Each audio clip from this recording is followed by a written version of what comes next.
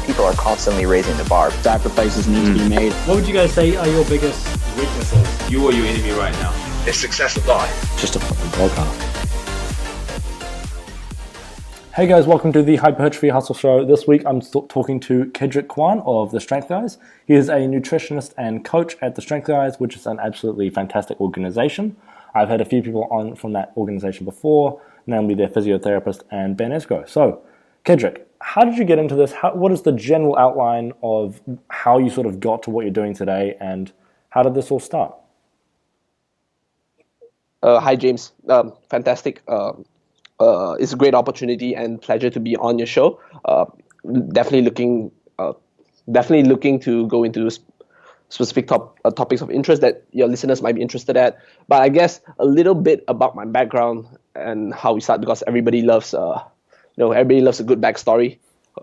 So for myself, I think it really started from being a mediocre athlete. So I always say, sometimes, I mean, this might not necessarily be 100% true, but sometimes I say like mediocre athletes tend to make great coaches, just because in the sense that they've kind of like look into different methods or training methodology to improve themselves, and then realize that, hey, I can't be a great athlete, might as well be a great coach.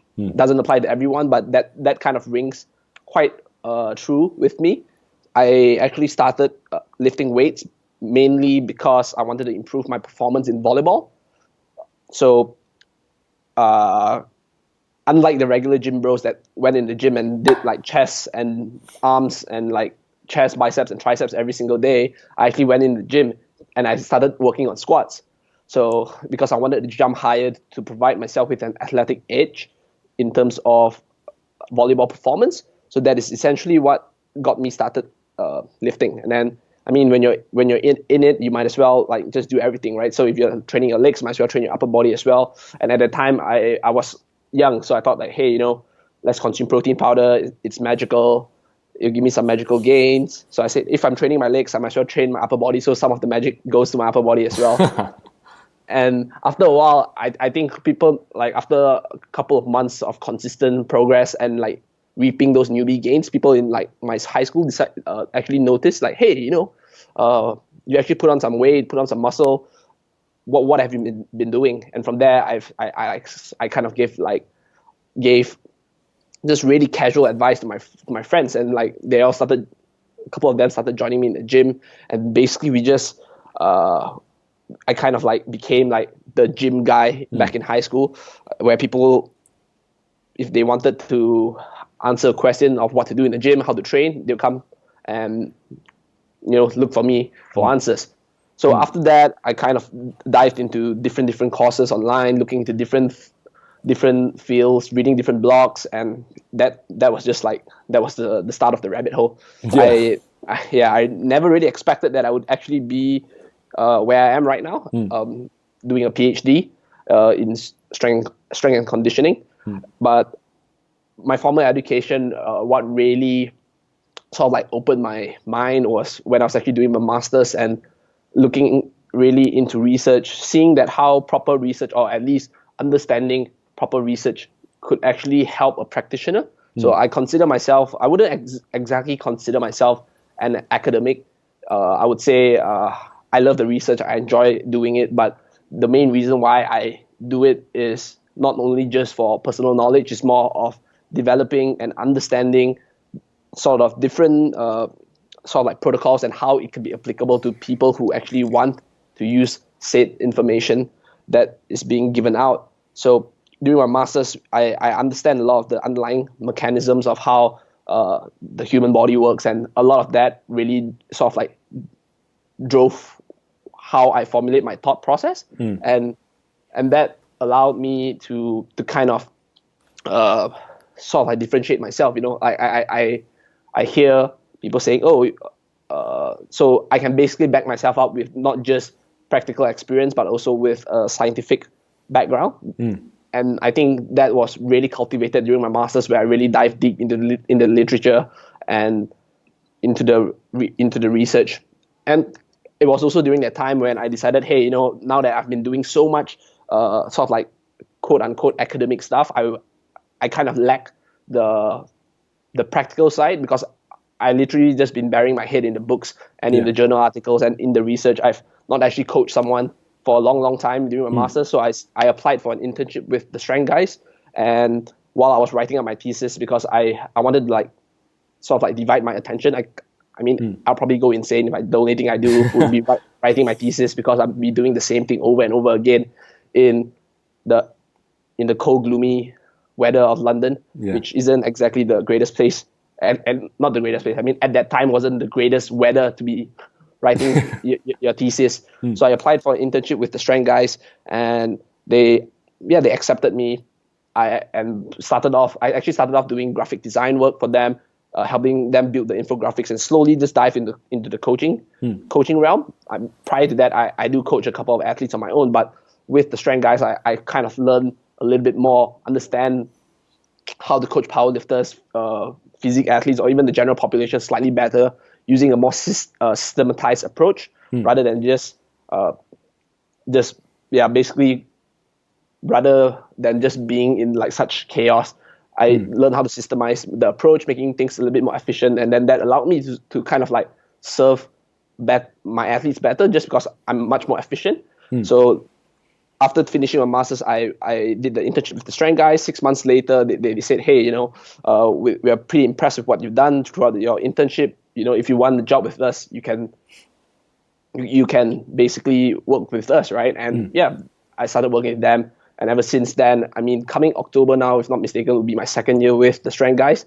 And they've given me ample of opportunities, being a part of a team that coached world champions in powerlifting. And right now, I actually do a lot of the nutrition for a lot of our world-class powerlifters. And on top of that, we'll be going. Last year, I went to Canada as well for powerlifting worlds, which I did my survey on weight cutting strategies, and also met the crew of like the Strength guys, Ben Askro, Jason Tremblay, Alfred, and the rest of the crew, all in Canada, which was nice. And this year I'll be going back to Sweden to both coach and perform more research on weight cutting strategies and athlete readiness for my PhD. So I guess in a really huge nutshell, because I just realized that my story isn't that short, that's a little bit background on myself. Oh, fantastic. And then in terms of your PhD, it's something that, I personally would love to end up going somewhere that far. Like, I definitely want to do masters, and then so I'm currently at AUT North Campus doing podiatry, which is weird. And then I'm going to do, hopefully, masters in exercise science next year. But then I think what's really cool is doing your PhD, it's like you're at a really fantastic place. You're like, AUT, obviously, it's fantastic. We had some great people come out of AUT. In terms of your PhD, what is the general outline? What is the general aim of it? All that sort of stuff. So I think when we talk about PhD, the first thing people often have the misconception is that, hey, a PhD, it's something for like personal glory, right? So you go to 3 years of studies, you come out, people call you doctor. Really, really nice. When you go on the airplane, the air stewardess will say, "Hey, Dr. Kedric," or "Hey, Dr. James," or whatever. That's really nice. You can finally put your title as doctor on like whatever forms you fill out. So that's cool. But I think the most important thing to ask yourself is that why would you be doing a PhD? Why would you be dedicating 3 years of your life for this specific topic? And at the end of the day, you really have to question that intention, because from how I see it, I'm not a scholarship student. So unless you have a scholarship student, you are potentially traveling to a different country, or at least a different state, or somewhere further away from home for 3 years, dedicating your life to that particular field of research. And at the end of those 3 years, you own none of it, because the university technically owns your research. So the question is, why would you do something like that? Not on top of that, you have to pay fees and living accommodation and all of those kind of stuff. So for myself, I asked myself, why would I do something like that? And if we talk basically what I realized is that powerlifting is a sport that has given me a lot, and this is my opportunity of giving back, and which is the reason why I'm doing my PhD, focusing on practical and applicable steps that powerlifters can actually use to help them sort of make weight or when and to go through different weight cutting strategies, understanding them a little bit better. So my PhD, in terms of outline, I would say it's a little bit more practical. The first year is really about reading the literature and settling in to the whole sort of like PhD mode, reading the literature, understanding the background of the particular area of research, so that you can sort of like formulate and develop your thought process a little bit better when you decide to design your studies. And at the end of it, we do something called the PGR9, which is essentially your proposal. You write your proposal up, submit it send it into the committee for approval, and then do a presentation. And then once you're done with the PGR9, you can officially begin data collection. And after data collection done, you spend another couple of like 6 months, 6 months up to a year, depending how long you take to write up, and then finally defend your thesis. And then in terms of that, what have you found so far is the general, like what do most powerlifters generally do when it comes to weight cutting? Like what is the general consensus, and does that align with what you think is a decent idea? So the short answer is everything, because from what I notice is powerlifters, they actually do everything under the moon. I'm just saying this as a really general statement, so it's not specific, and I know that there might be powerlifters out there that do not weight cut or use something different, but just general statements that I find that people will try to use every single thing because they feel like, hey, if I do this and then if I do this and it gives me some result, if I do something else, it might potentially be better. But what they don't realize is that, hey, everything you're trying to do is an additional stressor to the body. So potentially, if we can get away with the bare minimum and still achieve our goals, why not do that instead? So that is my entire thought process of sort of like changing the mentality that perhaps you don't have to do all the strategies or different weight cutting strategies in the world just to make weight, especially if you're 1 kilo out. You might not even have to do something so drastic. And my goal during the PhD is to sort of develop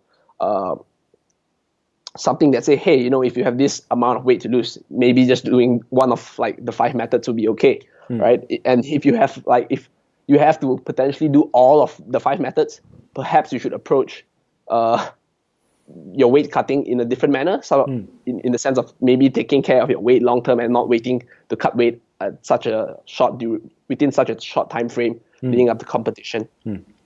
Is it generally like with weight cutting and powerlifting? Is that a good idea? Like, do people perform better when they weight cut, or is it like it's best to be prepared or be on the exact thing, or how should that generally work? So a little bit. So this will go to a little bit in my research. So last year when we went to Powerlifting Worlds, Eric Helms, which is my current PhD supervisor, and myself, we collected data from world-class powerlifters. And what we actually found, this is just really preliminary findings, is a lot of the powerlifters that won gold medals. So in powerlifting, you have gold medals for the total, which is the squat, bench, deadlift, and you also have gold medals for individual lifts, so the biggest squat, the biggest bench, and the biggest deadlift in that weight class. So a lot of the lifters that won gold medals, they tend to gravitate towards having some form of weight cutting, in a way, aggressiveness was weight cutting. So from a layperson point of view, you might think, oh, hey, an aggressive weight cut might potentially lead to a decrement in performance. So based on the questions that we asked in our survey, what we realized was that aggressiveness of weight cutting strategies does not necessarily result in a decrement of performance. And because of that, it's actually not a good predictor of gold medal, if a powerlifter would get a gold medal or not. What was actually a better predictor would be if they saw a decrement in performance. So weight cutting, aggressive weight cuts doesn't necessarily leads to a decrement in performance. But if someone felt a decrement in performance, it is the chances of them winning a gold medal is much lower. So that is something that we found, and I'm saying the answer to the question really is, it really depends, because from what we saw, experienced powerlifters, they kind of like they know how to weight cut. They know how to do it well. Hence, they did not see a decrement in performance. So if you ask me, would powerlifters generally do they weight cut well or do they weight cut? I would say a lot of them weight cut. If I'm not mistaken, 86% of the 86% of the respondents from the survey said they weight cut. So only 14% said they didn't, but not all of them. So not all of them weight cut well because some of them still saw a decrement performance. And the more experienced a lifter is, at least this is what the preliminary findings tells us, is that the more experienced a lifter is, the chances of them executing the weight cut better would be higher, which could potentially lead to better performance on meet day. Is there particular strategies that are, because I know you mentioned 5 strategies, with those strategies, is there particular strategies within that that you think are pretty bad or pretty average or not that good? Is there particular strategies that kind of generally tends to work better than others, or is it a combination, or what? If you had to give general recommendations, what would you generally avoid or stick to? Right. So the first thing, if we look at how we sort of like form our questions for the survey, what we actually did was we assigned a score to a specific weight cutting strategy, and based on the response, we use a scale with like always. I always use it. I use it sometimes, and I don't use it. So obviously they always use it. We assign a higher score, but there are a few strategies that we assign double the score. So things like laxatives, diuretics, vomiting, which is and basically any form of like diet pills or fat burners, which doesn't actually work, but because they're sort of like those strategies, we assign a higher score. But to cover a little bit more of the common strategies used by powerlifters in terms of creating rapid weight loss, would be water loading and water cutting. So that is one of the strategies that's commonly used by not just powerlifters but weight class athletes across the globe, such as combat sports or even like rowers. So water loading and water cutting, reducing gut volume. So there actually isn't any research there, but that is basically that reducing gut volume essentially means you are consuming foods that are not as heavy or doesn't fill up your stomach so much. So things that are low in fiber, that are still slightly that potentially give you the same amount of calories, but because they are low in fiber, it doesn't fill your gut so much, and it basically it clears your gut much quicker. It doesn't stay inside for so long. So that's low residual foods, fasting. So just extended periods of fasting, which usually goes hand in hand with water loading and water cutting. And there's also in a way like forced dehydration through heat, such as hot bath or sauna. So those are some of the couple of strategies that people who undergo weight cuts to make weight use. And I would say that on top, if we exclude laxatives and vomiting, potentially in a way dangerous ones, I would say sauna should be the last resort, because not only does sauna cause dehydration, but heat stress could also be a potential factor. So heat stress on top of the dehydration could be a potential factor that really affects someone. And I would say that there isn't, unless you give me a specific example, there isn't something I would say I would recommend it. Because if you're just 800 grams overweight, all you have to do is just, hey, don't eat for like 14 hours, right? Your last meal and your last drink should be 14 hours before your weigh-in. And the likelihood of you missing weight is very low, because when we sleep, our body expels water. Our body depletes liver glycogen, and liver glycogen holds water as well.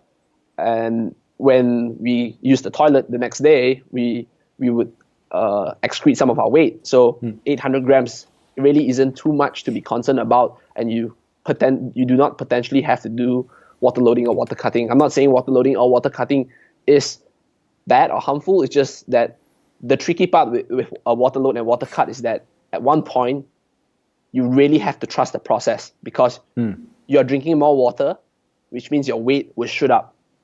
And if someone is actually very neurotic, they'll be like, oh my gosh, my weight is shooting up. Oh my gosh, what should I do? My weight is not going down. I mean, like, sure, your weight isn't going down because you're just consuming almost 2 times the amount of water that you do on a regular basis. And for someone who doesn't handle that sort of psychological stress well, that could actually affect performance. I mean, if someone loses sleep over that because they're thinking, oh my gosh, I'm so heavy, and they can't sleep well, that could potentially negatively affect performance than the particular intervention on its own. So on its own, it really isn't something bad. But if we look at the other factors that a particular weight cutting strategy could affect, I would say, especially the psychological factors, this is the main reason why I'm trying to say, hey, you don't have to do everything, because everything be potentially stressful. But I would say if we were to form a pyramid, I would say the first thing we would do is, on the lowest thing that anybody can do, is just, let's just not eat for extended periods of time before you're away, not eat and drink. Second would be the next level on top of the pyramid would be having some form of low residual food for a couple of days. So potentially just reducing the gut weight, and then water loading, water cutting. And usually water loading and water cutting goes hand in hand with sodium. So the last day, what people do is that for like maybe 5 days out, they increase their water intake. The last day, they drop their water intake and their sodium so that they don't hold on to any water, and basically they sort of like, we just pee all the water out when they stop consuming so much fluids. And the last, I would say, maybe going in a calorie deficit. I wouldn't recommend people going on a calorie deficit too aggressively during the last week, just because remember that the last week is a taper week and it's recovery week. So essentially what you're trying to do is you're trying to recover to the best of your ability, which is why we try to use low residual food instead of going into a deficit, because at the end of the day, the calories still provide our body with enough energy for our body to recover. It's just that we're just swapping out the macros or swapping out the composition of the food so that it doesn't stay in our gut for so long. So calorie deficit, and then the last, or at least the peak of the pyramid would be some form of like forced dehydration through heat stress like sauna or a hot bath. So yeah. And would you almost completely leave out the things like the diet pills or the the laxatives, etc.? Would you leave that generally out for just the reason of it being unsafe primarily, or not that effective? Or so I would say that diet pills and fat loss supplements, I mean, research has proven time and time again that they really aren't effective. They don't really burn fat, So that even stuff like laxatives or anything like that, would even the laxatives be a bad idea? So laxative wouldn't exactly be a bad idea, because I wouldn't recommend someone, because I'm not so sure what legalities are like across the world, and I know that in some countries there are certain things that you can't prescribe. For example, some countries doesn't allow the prescription of melatonin, where some countries allow. So based on laws, different sort of like pills can be, or pills or slash supplements slash medications can be prescribed over the counter. So I wouldn't recommend that on a general basis to anyone, because I don't want to be recommending something illegal. Yeah. And I would say that I know people that has used like laxatives to great success, but I also know people that, on the flip side, really, really mess up. Yeah. So I think at the end of the day is, if you want to use something like that, there is a certain risk that you have to bear. Yeah. I actually know of someone that took laxative too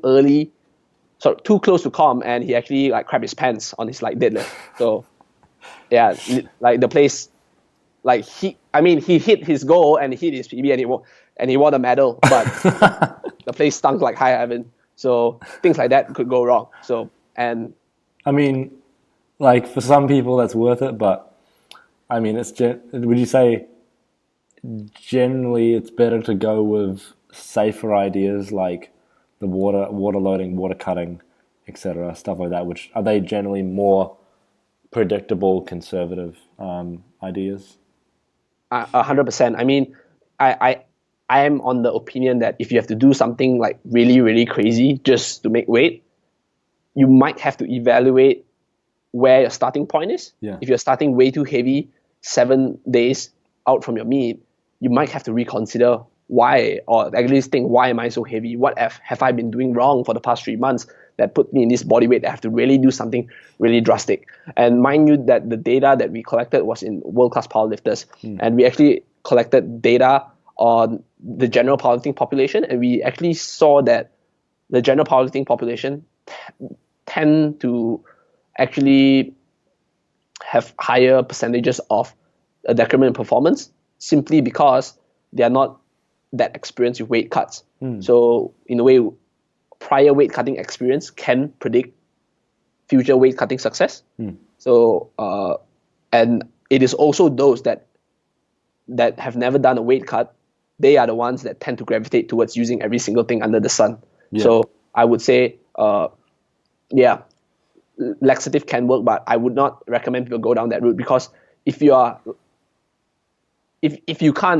exhausted all the other options that we mentioned, because technically laxative is a way to reduce gut volume anyway. Basically, you're just trying to expel whatever that is in your colon, in your gut. So if you tried a low residual diet and you still have to try a laxative, I would say, potentially you have to reevaluate where your starting point is. Yeah.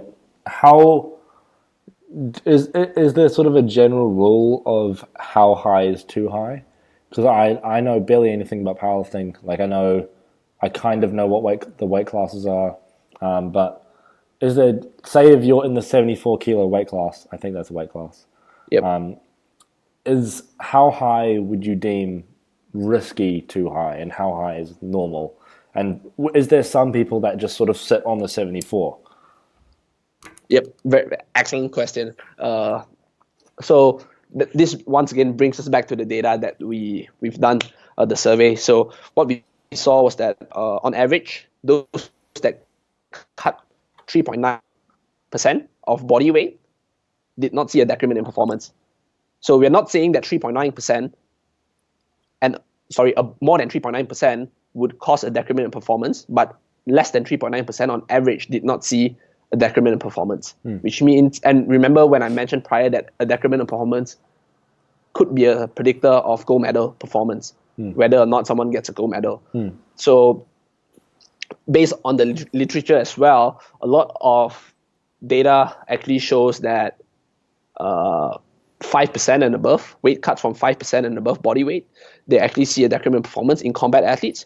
Mind you that a combat athlete has completely different demands from a powerlifter. Combat athletes is more like the nature of the sport is more glycolytic, and they potentially need kind of like more fuel from carbohydrates compared to powerlifting, whereas powerlifting you just have 9 attempts and that's basically all you do. And a combat athlete also, depending on the federation and how competitive they are, combat athletes also have a longer weigh-in period. So in combat athletes, we actually see weight cuts from maybe like 5 up to 15% body weight. And that is because they have 24 hours to replenish and rehydrate. Whereas a powerlifting federation, at least in the IPF, the rehydration, or at least the competition time from weigh-in is just 2 hours long, which means that potentially there isn't as much time for someone to rehydrate or replenish. So I would say the shorter the time you have, the less in a way, the less percentage of body weight loss you should aim for. So it's the lower the better in a way, but I would say a good range would be around 3% body weight. So for a 74 kilo lifter, I would say they can go up to anywhere from 74 up to 76. Okay. Or 76.5, if they really want to push it. So at the end of the day, you also have to remember that inter-individual differences do matter as well. If you are traveling to a competition like this year, athletes are traveling over to Sweden to compete in IPF Worlds, and to be water loading on an airplane, it's really, really painful, especially if you're flying from New Zealand all the way to Sweden. Yeah. The total travel time is 27 hours. So Yeah. that on its own could be a hindrance to employing certain strategies. So you, as a coach, my job is to evaluate the circumstance of an athlete. You know, hey, is this person comfortable, or can it actually be done if the person is traveling that much?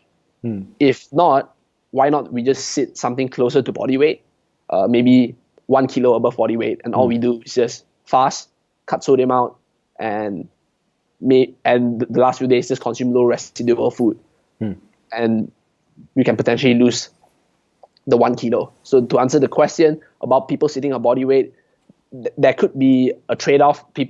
Speculation would be saying that if you train at a higher body weight, so you basically can consume more calories. So if you look at in terms of recovery or just general sense of well-being, Eric Helms once said that, once told me in just a casual conversation, people that say that nutrient timing doesn't matter should really try being in a calorie deficit and then going to the gym. So if you're in a deficit and you have to go to the gym, you'll be thinking, oh my gosh, do I have enough food left for this session? But if you're in a surplus and you can train at a higher body weight, you'd be like, yeah, I can just go in the session feeling great because I can eat whatever food I want. I can eat all the carbs I want. Even though it might not provide a physiological difference, psychologically, it will potentially provide an edge. And like I mentioned, the psychological aspect is often overlooked. But it really does determine whether you have a good training day or a bad training day. If you go in with a defeated mentality, it's likely that you come out defeated. And the more bad training days you have, the less productive. I would say if you have 2 lifters and each of them have 12 training sessions, and if lifter A only has 2 bad training days and lifter B has 7 bad training days, I would argue that lifter A would potentially have better results if they did. Yeah, if both of them had the same training program, and same amount of training days. So the psychological aspect of that actually really matters as well. So some people actually do sit based on circumstance, feel better staying closer to body weight, whereas some actually perform better, like 2 to 3% above body weight, and then doing sort of like a moderate water load, water cut, or moderate weight cut to make weight. So very, very individual, very circumstance based as well. So yep. Yeah. Would you like to outline? So I'm assuming for the fast, you said 14 hours before the weigh-in, just generally don't eat anything. Is that generally the outline of the fast, sort of the bottom of the pyramid, most conservative strategy? Yeah, I would say that is the bottom of the pyramid, most conservative strategy, because whether you water load, water cut, essentially you're still going to fast. But the thing is that, hey, if all I have to do is fast, and most people anyway, they fast for 8 hours when they sleep. So all they have to do is just not eat for another 6 hours. Or not drink and eat for another 6 hours, which is usually fine for most people. And the reason why I say 14 hours, it could range anywhere from 14 to 12 hours depending on how much weight someone has, is above their weight class. But I would say 14 hours just because I noticed that anything more than 14 hours, this is purely from a practical, like some experience I got from coaching. People tend to have a minor mental breakdown. Just go, oh my gosh, it's so long, right? I know some people can do it. Some people, especially if people who practice extended fasting periods, like intermittent fasting and things like that, they could potentially go longer. But I would say 14 hours would be a safe range of just not consuming fluids and food. Right. And then would you better outline? I think I heard Alberto Nunez talk about it one time. In terms of water cutting and water loading, what is the general process for that? Because I've heard you drink, basically you tape your water up and then you sort of cut it and it's go normal, and then just basically your body weight stays the same as you increase or something. How does that generally work? How do you do a water load and then a water cut? Right. So there are different strategies that's being used, and what they use in the literature could actually be different from what a lot of powerlifters use in practice. So in the literature, mind you, there's no literature on powerlifting and weight cutting strategies, which is why I'm doing my PhD in. But what they do for combat athletes is that they prescribe amount of water per how many prescribe certain milliliters of water per kilo body weight. So, and they sort of ramp up that amount, and then on the last day they just taper the amount. But what a lot of powerlifters do now is that what they do is that they, on the first day, they will do a 1.5 times what they usually consume. So if I regularly consume 1 liter of water a day, which is actually not true because it's very low, so you'll consume 1.5 liters of water a day. And then what they usually do is they ramp up the water to 2, sometimes 3 times what they consume. And then on the last day, they usually like taper it down back to half what they usually consume. So from most powerlifters usually fluctuate within the 8 to 10 liter range. So it's 6 to 10 depending on how much they consume. 6 to 10 liter of water daily consumption, and on the last day is usually around like 2 liters of water, and cutting that out 14 hours before they weigh in. So that is the general practice of water manipulation to weight cut. What is the idea of sort of go loading really high and then all of a sudden cutting it? What does that generally do? So there are certain kind of like certain hormones in our body that sort of like regulate sort of like retention of water and how much we expel water. So the thought is that when you increase your water intake, your body is used to expelling water in greater amounts because you can't have so much water in your body. Right? So your body our body functions to keep us in homeostatic balance. So when you consume more water, we would expel water just to maintain the fluid balance in our body. And when we sort of taper it down, there is a sort of like a latency period for those hormones to adjust, and therefore our body's tricked into thinking that we're still consuming this large amount of water, but we're still expelling water at a greater amount. So that's where the additional water. There we go. I think have I lost you? No. So generally, I'm here. Yeah. So, all right. Okay. So, and then in terms of that, would you say that's the step above the most conservative of just fasting? So it's generally not too. It's nothing insane. It's like pretty standard. Yep, I would say water loading and water cutting and low residual foods sort of like they're the next step. And the reason why I wouldn't say one is better than the other is because some people, it's just preference. I know people that hate water loading and water cutting, and I know people that don't like to change up their macros because they want to stick to the same amount of macros. Right. But I would say doing them in combination actually gives a really, really good effect, because when you consume low residual food and you increase your water intake, you kind of like, the water sort of like helps flush whatever out. It basically gives additional support to flush whatever out is from your gut. It's like, yeah, so they go quite well together.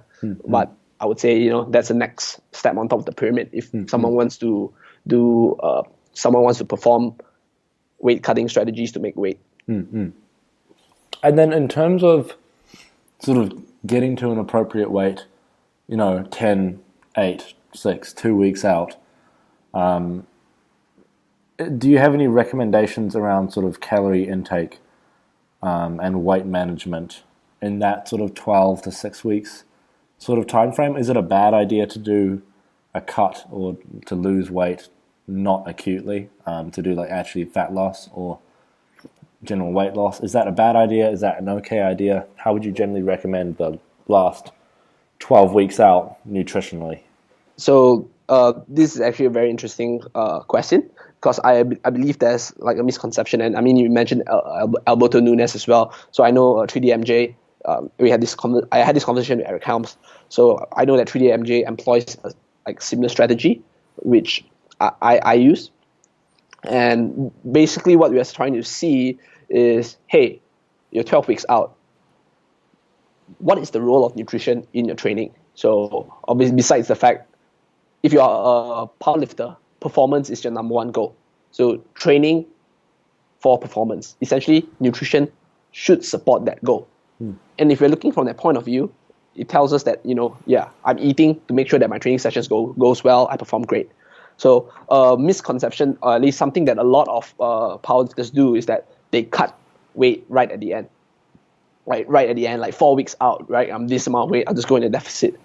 But mind you also have to take into consideration, during that week is when fatigue is the highest. You've been in your training session the longest, and right now you're gonna cut out all your food that potentially could act as recovery from session to session. So to me, I would say is like quite counterintuitive. Yeah. What I like to do is actually right at the start of the block, where intensity is the lowest. Intensity is lowest, and fatigue is not as high.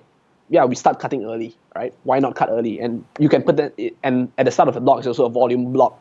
And research has shown that volume actually determines how much you burn during like weight training, which actually isn't a lot anyway.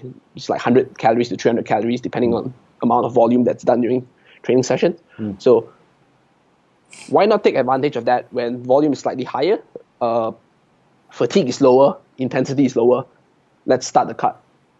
And in the middle ground, where you're in a intensity block, where you're trying to accumulate higher intensities at slightly higher volume compared to the peak, that is when I find training really is tougher. You're in the middle spot where you neither see the end nor the start, and you'll be like, oh my gosh, this is when it's really hard. And it's something that I find that people tend to sort of like give up. If there's a point where they will break, is usually somewhere in the middle. And that is when we can supply, like, hey, let's bump your calories up. If we cut your body weight down to, like, if we diet down to 1 kilo under your weight class, we can potentially eat more, right? Increase your calories when training is hard. Increase your calories. So even though we gain extra 2 kilos of body weight, you're just 1 kilo above weight class. Your weight class, and you can easily perform like any of use any moderate weight cutting strategy and then still make weight. So essentially, if we look at it, maybe the start we go through a cut. In the center, we might increase calories to maintenance or even to a surplus, depending on how well the athlete perform. And on the last block, based on how much weight they have to cut, usually go to slight maintenance, or usually we can maintain the calories from the previous block and just perform a moderate cut and still make weight. So that's a very general outline, but obviously through different individuals, it does make a difference. Yeah, I think it seems like quite a sort of logical strategy, because I think a lot of people don't seem as though they make the tie between, okay, training is the hardest here, nutrition kind of has to relate to that, and the fact that calories help with recovery. It's like, I think that's an interesting sort of thing to take into account that I think a lot of people probably don't, and I think it's an interesting thing. And I think with a lot of this, like for me, I know very, very little about powerlifting. Like, I barely could tell you the weight classes. I know the lifts, but I can't tell you the difference between raw and equipped, blah blah, no clue, stuff like that. I think even when someone's quite into powerlifting, it's like I feel like if someone gets that fundamental stuff wrong, where they just like have low calories when training's the hardest, I feel like something like that could really be quite detrimental. And I feel like it's I feel like getting some of these things wrong could be quite dangerous. Like if someone did do all the weight cutting strategies at the same time because they haven't prepared themselves nutritionally correctly, I feel like it could just be a cataclysm of just terrible performance. Do you feel like generally the majority of an athlete performing fantastic on the day is down to the actual physiological things they've done in the last sort of 12 weeks, or is it down to a lot of like psychological stuff? Or I know it's a combination of both, but would you place the majority of weight on one, or how much weight do you place on either? To be honest, I'm a very big picture kind of person, so I would like to say that it's better to sort of like handle everything you can further out, because if you look at from a psychological point of view, there's undue stress accumulated. Let's just say you have that same amount of stress, right? You have to do this, you have to do that to make weight. But if you spread that stress out over 12 weeks, the impact might not be as great. Whereas if you you cram all that stress into the last week, you could potentially that impact even though the same amount, the stress is the same, but because it's so in a way hyper focused throughout that last 7 days, you have so much thing to handle that stress could potentially affect you even more. So I would say that, yeah, sure. 12 weeks out, if you can handle a lot of it, you probably be fine. The last 7 days wouldn't matter. But if you have a lot to handle, the less during the last 7 days, the less you have to handle, the tendency to perform would be higher. And this is just a general statement. Like I say, some people perform great under pressure, right? They probably like feed off all the stress and like just convert it into like performance energy, if that's even such a thing, And some people actually like that. But I say on just a very general basis, the less stress you have during the last week, because technically it's a recovery week. You're supposed to be like chilling in the beach, sipping some diet soda. I mean, yeah, I was about to say martini, but because it's weight cutting, so I can't use martinis as an example. So sipping like a diet Pepsi or diet Coke by the beach, you should be in that environment to recover. But if you have so much things to handle, not to mention most people aren't actually powerlifting as a job. You have your work to handle as well, and I know that work stress could potentially impact as well. So the more stresses you have during the last 7 days, I would say it's going to be much tougher. Yeah, it's generally, it's like currently me with exams right now. It's like I just realized yesterday that I've gotten sick, and I'm like, fuck, because I'm just about to get into the hardest week of my mesocycle next week. And so it's what I'm doing with my coach is we're slowly tapering up. I'm assuming, I'm still learning all this kind of stuff, so I'm assuming that's maybe pretty similar to most people, but I only train for bodybuilding. But it's like the combination of life stress, training stress. I'm in a bulk, so calories are fine, but it's still like, it's crazy to see how much the accumulation of studying for exams and actually training stress and then other stresses actually makes a huge impact on just, they actually influence each other quite a lot, which is really interesting. Like I used to think I could use lifting weights as like my break from studying, but it just doesn't really seem like that's the case.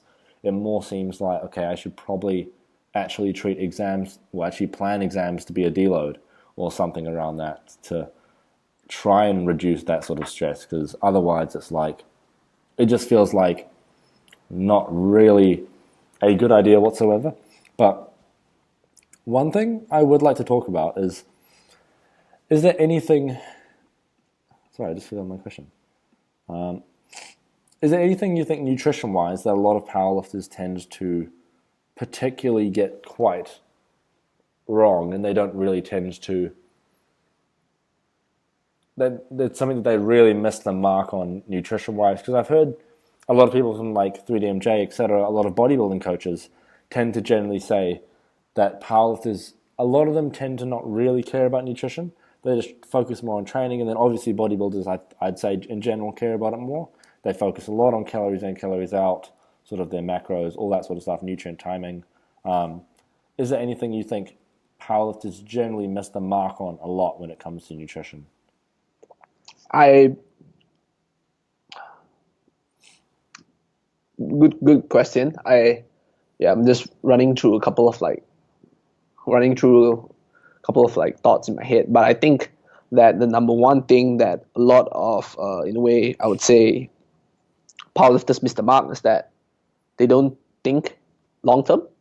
Like I mentioned, a lot of them like to cram everything within the last 7 days or within the last month. And I think when it comes to bodybuilders, they don't have that opportunity to do so. They have to think slightly longer term, and because there's no way you can change your physique in the last 7 days. Yeah, there's nothing in the world you can do to change your physique in the last 7 days. And when it comes to powerlifting, physique doesn't really matter. So they say,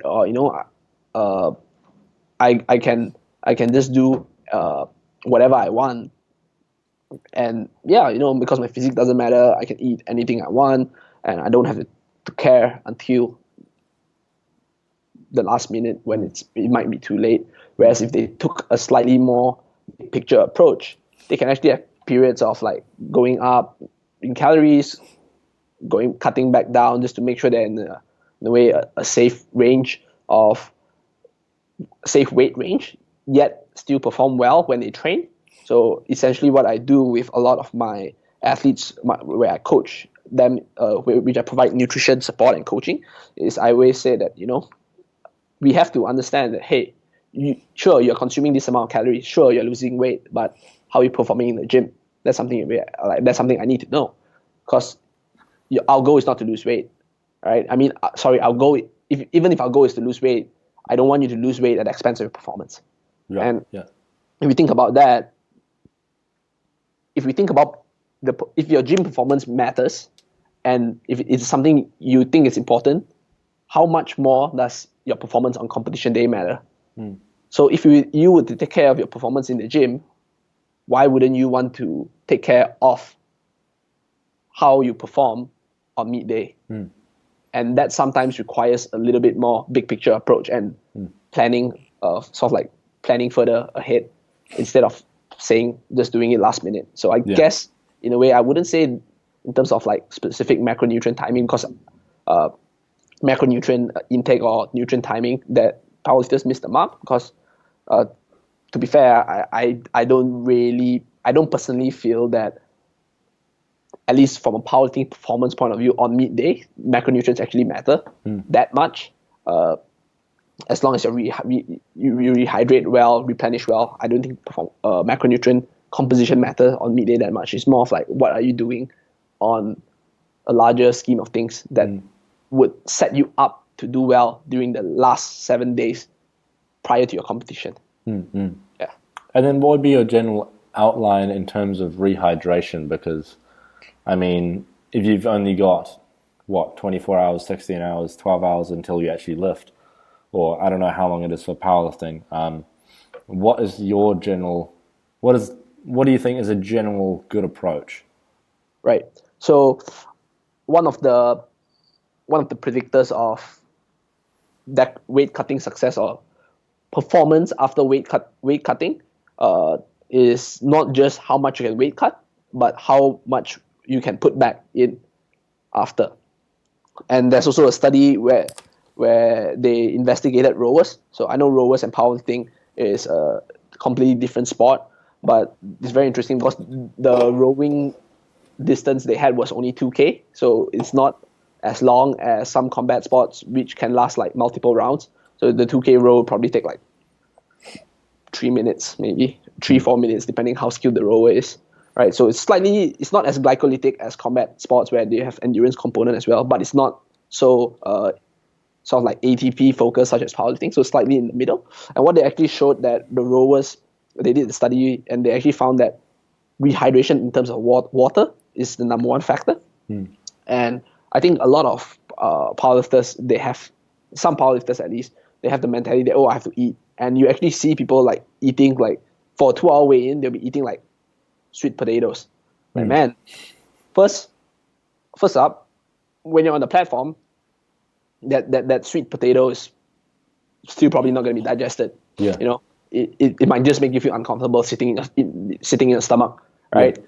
So I think the thing is, what we have to do is we have to understand how can we get the nutrients in as quick as possible. Usually that's in the form of some form of like liquids, right? Getting your salt in through, like, I know people use Pedialyte or like Gatorade powders, basically water with some form of electrolytes or salt to sort of like to retain that hydration. And carbohydrates I personally feel that carbohydrates doesn't play much of a role, because at the end of the day, even if you fast, your muscle glycogen isn't depleted because you're not undergoing like intense contraction when you sleep. So muscle glycogen levels are still there, and powerlifting isn't really a sport that's glycolytic in nature to begin with. I mean, you just do 3 attempts on the squat, 3 attempts on the bench, 3 attempts on the deadlift. So in terms of carbohydrates, I would say you just consume whatever carbohydrates that you have in your Gatorade. It might increase your body weight a bit. It can hold on to water as well. It might give you higher resting sort of like blood glucose levels, and it does play a role in modulating central fatigue, which is how you feel like mentally based on the literature that's out there. And the carbohydrates kind of like acts as a support of like providing you with a general sense of well-being and like feeling great going into the competition. But in terms of a physiological point of view, I don't really believe that carbohydrate plays that much of an age. What I would say is that you, right after your weigh-in, get your water in, right? Get your electrolytes in with your water, rehydrate, right? How much? Let's say, for example, if you lose like this amount of weight and you know it's from water weight, because you do a water load and water cut, try to replenish as much water as you can. And remember that you don't actually have to stuff yourself, because all you have to do is make sure that you're feeling great for your first attempt. And let's say if you have 10 lifters in your flight, your second attempt would be maybe 10 to 15 lifters, right? And each lifter usually they have 1 minute time. So if you have 15 lifters, 15 times 1 minute is 15 minutes. So it's 15 minutes towards 15 minutes of time you have to rest before your second attempt. That means that get whatever is right to make sure that you're feeling good for your first attempt. And then 15 minutes for your second attempt, 30 minutes from your first to your third attempt. And basically, you can slowly rehydrate in between bouts. Replenish your food in between bouts as well. So the common mistake a lot of powerlifters make is that I need to eat so much that I feel stuffed. And I've actually deadlifted after like 1 hour after a buffet. And it's not a great feeling, just because I feel like the belt is compressing my gut and it's going to press all the food out. And I would, instead of locking out my deadlift, I would see like a chicken wing flying out from my mouth, because like the belt is pressing so hard on my stomach. And you don't want to bring yourself to that point of like self-inflicted uneasiness because you think you have to eat so much. Essentially, a lot of the weight you lose is from water weight. So rehydrate, replenish your waters, get some electrolytes in, and have some quick-acting carbohydrates. Don't consume your oats or your sweet potatoes, because that is likely to sit in your stomach even after you finish your meat. So pretty much no point in trying to actually eat anything. Like a decent strategy could just be something like Gatorade, or maybe something like that could be a decent strategy. Pretty appropriate. Personally, what I like to do is I like to just get my Gatorade in, get my electrolytes.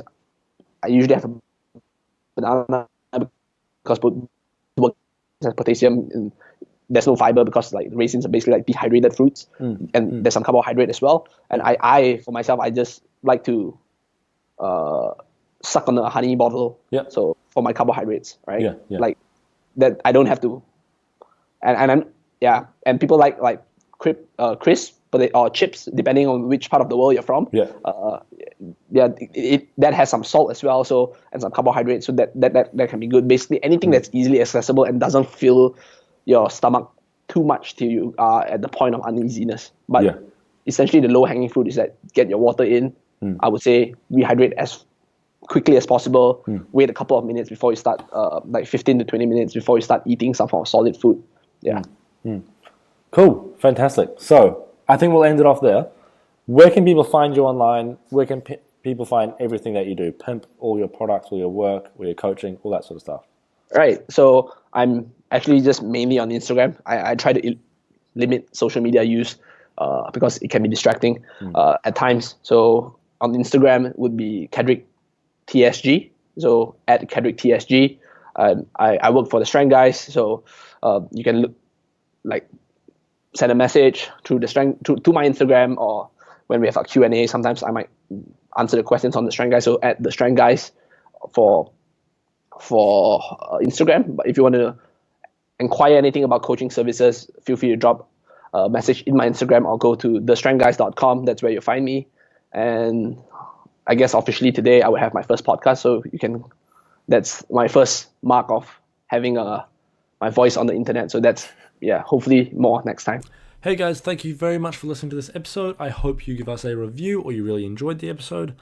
Let me know any feedback. I'm always open to any criticism, anything like that. Reach out to me on Instagram at James_Walsham. Or if you'd like to follow my business account, follow at the Hypertrophy Hub.